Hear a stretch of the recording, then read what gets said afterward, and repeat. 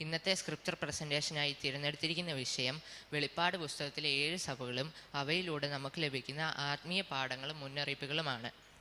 ഒന്നാമതായി എഫെസോ സഭ. ആത്മീയ പാഠം: യേശുവിനെ സ്നേഹിക്കുന്നതാണ് ഏറ്റവും പ്രാധാന്യം. ആത്മീയ മുന്നറിയിപ്പ്: സ്നേഹമില്ലാത്ത സേവനം അപകടകരമാണ്. രണ്ടാമതായി സ്പിർണ സഭ. ആത്മീയ പാഠം: കഷ്ടങ്ങളിൽ പോലും യേശുവിനെ വിട്ടുപോകരുത്. ആത്മീയ മുന്നറിയിപ്പ്: കഷ്ടത്തിൽ വിശ്വാസം കാത്തു സൂക്ഷിക്കുക. മൂന്നാമതായി പെർഗമോ സഭ. ആത്മീയ പാഠം: തെറ്റായ കാര്യങ്ങൾ അംഗീകരിക്കരുത്.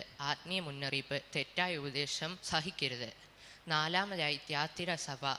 ആത്മീയ പാഠം: നല്ല ജീവിതവും ശരിയായ വിശ്വാസവും വേണം. ആത്മീയ മുന്നറിയിപ്പ്: ആത്മീയ അഴിമതി അനുവദിക്കരുത്. അഞ്ചാമതായി സർദി സഭ. ആത്മീയ പാഠം: ആത്മീയമായി ജീവിക്കണം. ആത്മീയ മുന്നറിയിപ്പ്: പേരിൽ മാത്രം വിശ്വാസിയാകരുത്. ആറാമതായി ഫിലദൽഫിയ സഭ. ആത്മീയ പാഠം: ചെറിയ ശക്തിയിൽ വിശ്വസ്തരാകുക. ആത്മീയ മുന്നറിയിപ്പ്: ദൈവത്തിൻ്റെ വിശ്വസ്തതയിൽ അവിശ്വസിക്കരുത്. ഏഴാമതായി ലവദിക്ക സഭ.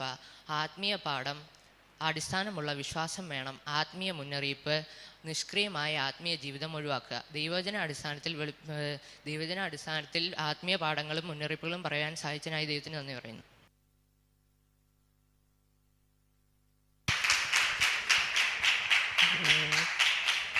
വെളിപ്പാട് 7 സഭകളുടെ ആത്മീക പാഠങ്ങളെക്കുറിച്ച് വളരെ നല്ല രീതിയിൽ പ്രസൻറ്റ് ചെയ്യാൻ പ്രിയ ക്രിസ്തീയ ദൈവം സഹായത്തിനായി സ്തോത്രം.